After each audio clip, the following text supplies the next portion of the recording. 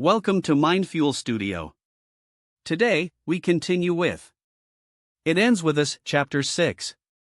The story is getting more intense. Emotions are heavier. And Lily is facing moments she never expected. Some truths are hard to ignore. And everything is starting to feel more real. Let's begin. It's been 53 days since Ryle walked out of my apartment that morning. Which means it's been 53 days since I've heard from him. But that's okay, because for the last 53 days, I've been too busy to really give him much thought as I prepared for this moment. Ready? Alyssa says. I nod, and she flips the sign to open and we both hug and squeal like little kids.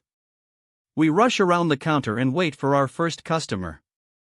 It's a soft opening, so I haven't really done a marketing push yet, but we just want to make sure there aren't any kinks before our grand opening. It's really pretty in here, Alyssa says, admiring our hard work. I look around us, bursting with pride. Of course I want to succeed, but at this point, I'm not even sure if that matters. I had a dream and I busted my ass to make it come true. Whatever happens after today is just icing on the cake. It smells so good in here, I say. I love this smell. I don't know if we'll get any customers today, but we're both acting like this is the best thing that's ever happened to us, so I don't think that matters. Besides, Marshall will come in at some point today and my mother will come in after she gets off work. That's 2 customers for sure. That's plenty. Alyssa squeezes my arm when the front door begins to open. I suddenly grow a little panicked, because what if something goes wrong? And then I do panic, because something just went wrong. Terribly wrong. My very first customer is none other than Ryle Kincaid. He stops when the door closes behind him and he looks around in awe. What? He says, turning in a circle. How in the? He looks over at me and Alyssa. This is incredible. It doesn't even look like the same building. Okay, maybe I'm fine with him being the first customer. It takes him a few minutes to actually make it to the counter because he can't stop touching things and looking at things. When he finally does reach us, Alyssa runs around the counter and hugs him. Isn't it beautiful, she says. She waves her hand in my direction. It was all her idea. All of it. I just helped with the dirty work. Ryle laughs. I find it hard to believe that your Pinterest skills didn't play a little part. I nod. She's being modest. Her skills were half of what brought this vision to life. Ryle smiles at me and it might as well have been a knife to the chest.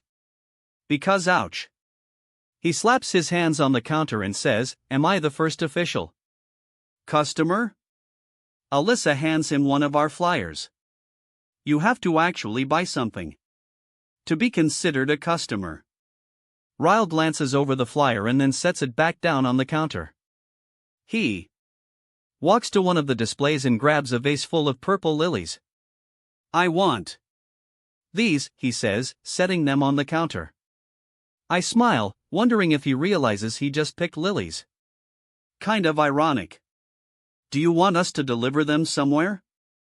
Alyssa says. You guys deliver? Alyssa and I don't, I reply. We have a delivery driver on standby. We weren't sure if we'd actually need him today. Are you actually buying these for a girl? Alyssa asks. She's just prying into her brother's love life like a sister would naturally do, but I catch myself stepping closer to her so I can hear his answer better. I am, he says. His eyes meet mine and he adds, I don't think about her very much, though. Hardly ever. Alyssa grabs a card and slides it to him. Poor girl, she says. You are such a dick. She taps her finger on the card. Write your message to her on The front and the address you want them delivered to on the back. I watch him as he bends over the card and writes on both sides. I know I don't have a right, but I'm brimming with jealousy. Are you bringing this girl to my birthday party Friday? Alyssa asks. Him. I watch his reaction closely. He just shakes his head and without looking up he says, no. Are you going, Lily? I can't tell by his voice alone if he's hoping I'll be there or hoping I won't. Considering the stress I seem to cause him, I'm guessing it's the latter. I haven't decided yet. She'll be there, Alyssa says, answering for me. She looks at me and narrows her eyes. You're coming to my party whether you like it or not. If you don't show up, I'll quit. When Ryle is finished writing, he tucks the card into the envelope attached to the flowers. Alyssa rings up his total and he pays in cash. He looks at me while he's counting out his money. Lily, do you know that it's custom for a new business to frame the first dollar they make? I nod. Of course I know that. He knows I know that. He's just rubbing it in my face that his dollar will be the one framed on my wall for the life of this store. I almost encourage Alyssa to give him a refund, but this is business. I have to leave my wounded pride out of it.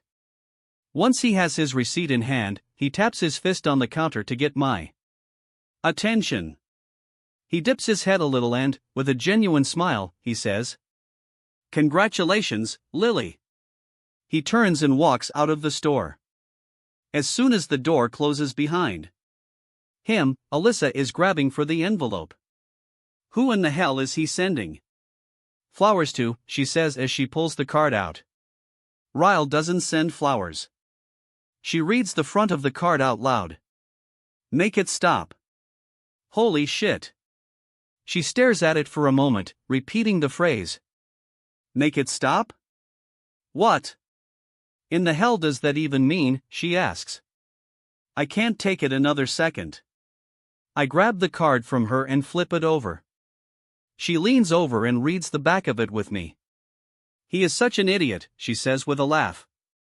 He wrote the address to our floral shop on the back.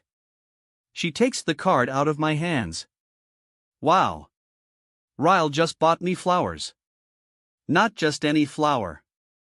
He bought me a bouquet of lilies. Alyssa picks up her phone. I'll text him and tell him he screwed up. She shoots him a text and then laughs as she stares at the flowers. How can a neurosurgeon be such an idiot? I can't stop grinning. I'm relieved she's staring at the flowers and not at me, or she may put two and two together. I'll keep them in my office until we figure out where he intended for them to go. I scoop up the vase and whisk away my flowers. That was it. Ends with us, Chapter 6. Things are becoming more serious. And the next chapter will bring even bigger twists. If you enjoyed this, don't forget to like and subscribe. Chapter 7 will be coming very soon. Mindfuel Studio, stories that hit different.